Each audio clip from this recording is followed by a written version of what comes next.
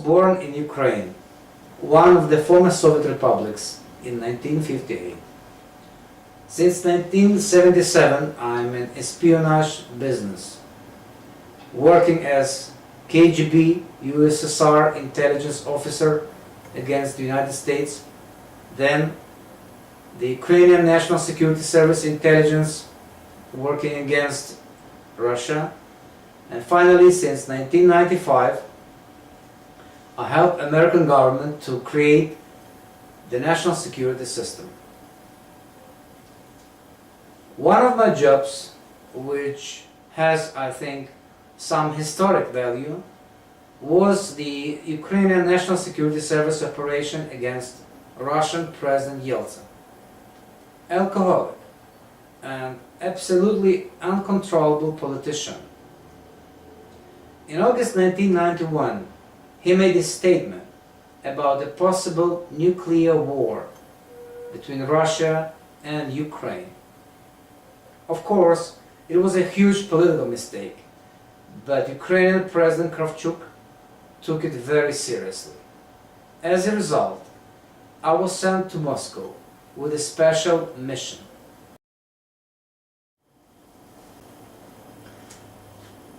I had enough education and experience. Intelligence and counterintelligence KGB schools. I was intelligence officer for 10 years. And besides, I was a sniper and a special anti-terror Nabat group member. The mission was really special. I had three choices. First, to penetrate Kremlin and try to influence President Yeltsin's political decisions. Second, I could substitute Yeltsin as a Russian president. Third, I could eliminate Yeltsin. Actually, operation was a success. Really fast I got inside the Russian parliament. I started my own business to get the money for the future presidential campaign. I got possibility even to eliminate Yeltsin. Yes, it's a serious stuff. One of his private photographers and the political newsletter publisher asked me to assist him on his tours with Yeltsin. Political information was good too. In 1992, President Kravchuk got information that the Russian Vice President Rudskoy and his people prepared the operation to remove Yeltsin from the office. They were even purchasing the weapons. Like I said, my operation was a success. But all of a sudden, Kremlin got some information about it. And in June 1992, Ukrainian President Kravchuk and Russian President Yeltsin signed a special secret treaty to stop mutual espionage against each other. As a result, I had to resign to leave my job at the Ukrainian National Security Service.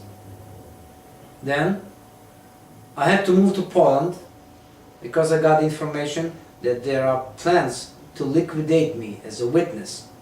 Then I moved to the United States.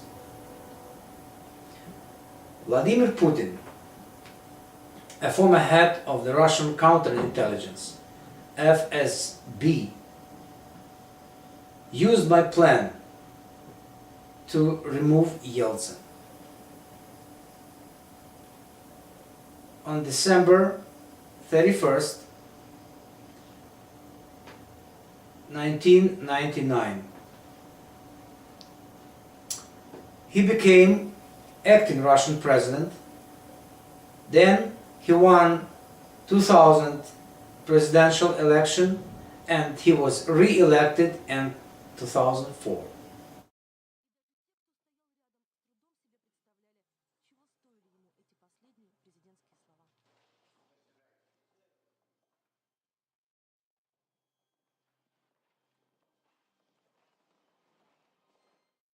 I think a small thank you from Russian President Putin will be appreciated.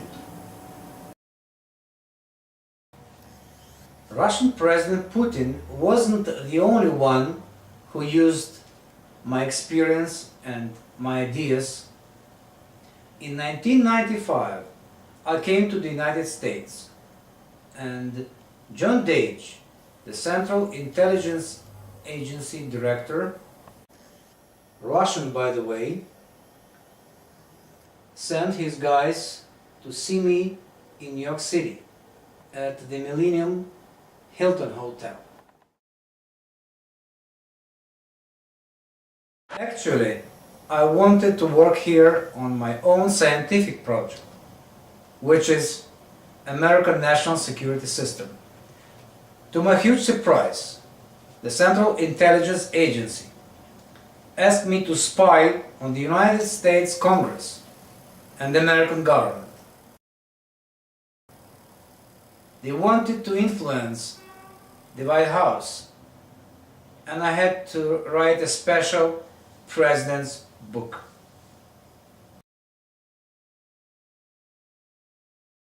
The second job was okay with me.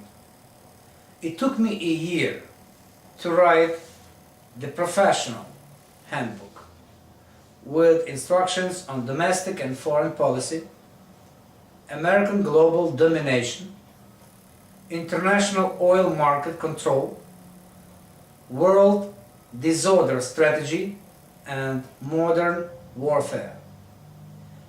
Much of that was used by President Bill Clinton and especially by President George Bush. Again, a small thank you will be appreciated, Mr. Bush and Mr. Clinton. I'd like to make an official statement. I take full responsibility for the war in Iraq.